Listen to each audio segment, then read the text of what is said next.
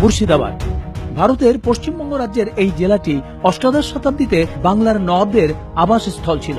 সে সময় এই নগরী রাজনীতি, অর্থনীতি, ব্যবসা বাণিজ্য এবং অন্যতম প্রশাসনিক কেন্দ্র হিসেবে গড়ে উঠেছিল। বাংলা নতুন বছরের প্রথম মাসে ইত্যাদির টিম নিয়ে আমরা গিয়েছিলাম বাংলার শেষ স্বাধীন নবাব সিরাজউদ্দৌলার স্মৃতি বিজড়িত এই মুর্শিদাবাদে।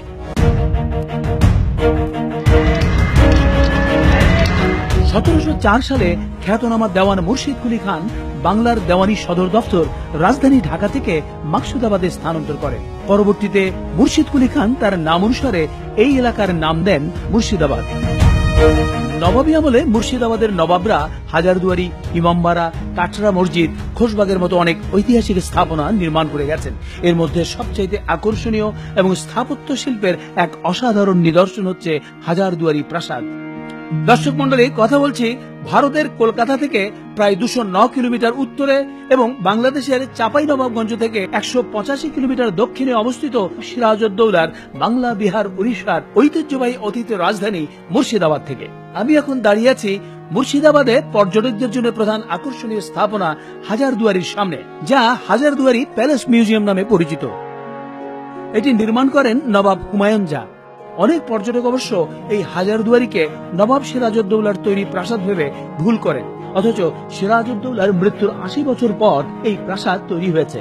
নবাব সিরাজউদ্দৌলা মূলত নির্মাণ করেছিলেন হেরাজিল প্রাসাদ বা মানসুরগঞ্জ প্রাসাদ, যদিও কালের আবর্তে ভাগীরথীর বক্ষে এসব প্রাসাদ বিলীন হয়ে যায়। হাজারদুয়ারি প্রাসাদটি মোট 41 একর জমির উপর নির্মিত।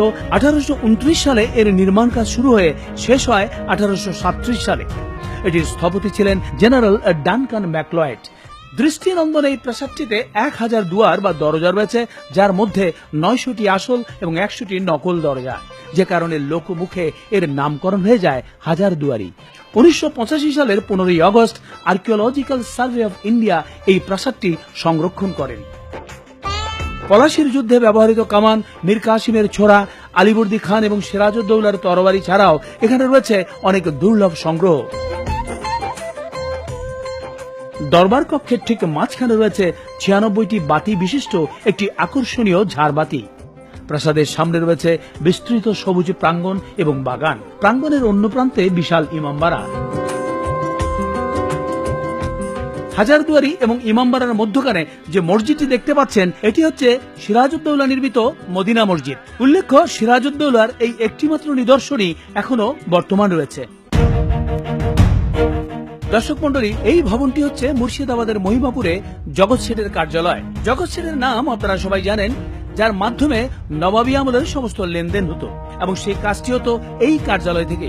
বর্তমানে এটি একটি জাদুঘর বা মিউজিয়াম হিসেবে ব্যবহৃত হচ্ছে।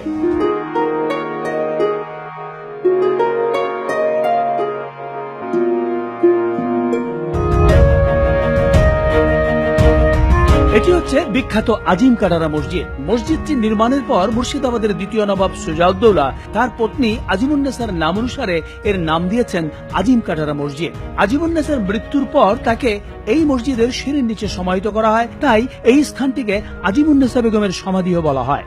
আমি এখন এই মসজিদের একটি ফটকের সামনে দাঁড়িয়ে আছি। এই মসজিদে এ ধরনের 5টি ফটক ছিল, কিন্তু 1897 সালের ভূমিকম্পে 4টি ধ্বংসপ্রাপ্ত হয়। অবশিষ্ট এই একটি ফটকই মসজিদটির স্থাপত্য শৈলীর নিদর্শন হিসেবে দাঁড়িয়ে আছে। এখন আমি যে স্থানটিতে দাঁড়িয়ে আছি, এটি একটি সমাধি স্থল।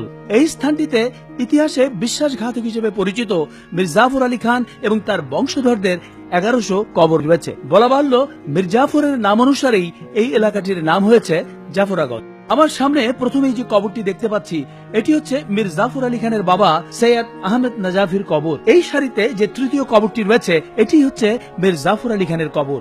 মীর জাফর আলী খান সংক্ষিপ্তভাবে মীর জাফর হিসেবে পরিচিত হলেও তার কবরে লেখা রয়েছে সুজাউল মুলুক হাসামুদ্দৌলা নবাব মীর মোহাম্মদ জাফর খান বাহাদুর মোহাম্মদ জং নবাব নাজিম অফ বেঙ্গল।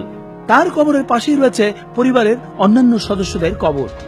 দর্শক মন্ডলী, এই সেই ভাগীরথী নদী, যেখান দিয়ে দানশা ফকির নামক একজন মাঝির নৌকায় চড়ে পালিয়ে যাওয়ার সময় সিরাজউদ্দৌলা ধরা পড়েন। আমরা এখন যাচ্ছি সেই ঐতিহাসিক খোশবাগে, যেখানে নবাব সিরাজউদ্দৌলা এবং তার মাতামহ আলীবর্দী খানকে সমাহিত করা হয়েছে। দর্শক মন্ডলী, এই হচ্ছে খোশবাগ। 1740 সালে নবাব আলীবর্দী খান এই বাগানটি তৈরি করেছিলেন। পরবর্তীতে নবাব সিরাজউদ্দৌলা এখানে একটি সমাধিসৌধ নির্মাণ করেন। সমাধিসৌধে ঢোকার পথে আমার পাশে যে 3টি কবর দেখতে পাচ্ছেন, তার মাঝখানের কবরটি হচ্ছে নবাব সিরাজউদ্দৌলার বিশ্বস্ত দেহরক্ষী গোলাম হোসেনের। দর্শক, এবার আমরা যাব সিরাজউদ্দৌলার সমাধিস্থলে।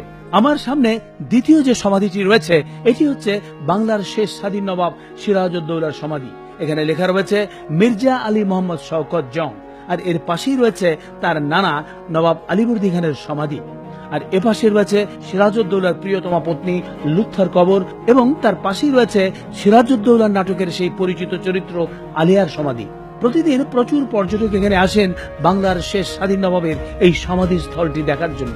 মুর্শিদাবাদের হাজারদুয়ারির সামনে থেকে ইত্যাদি দর্শকদের অনেক অনেক প্রীতি ও শুভেচ্ছা জানিয়ে বিদায় নিচ্ছি।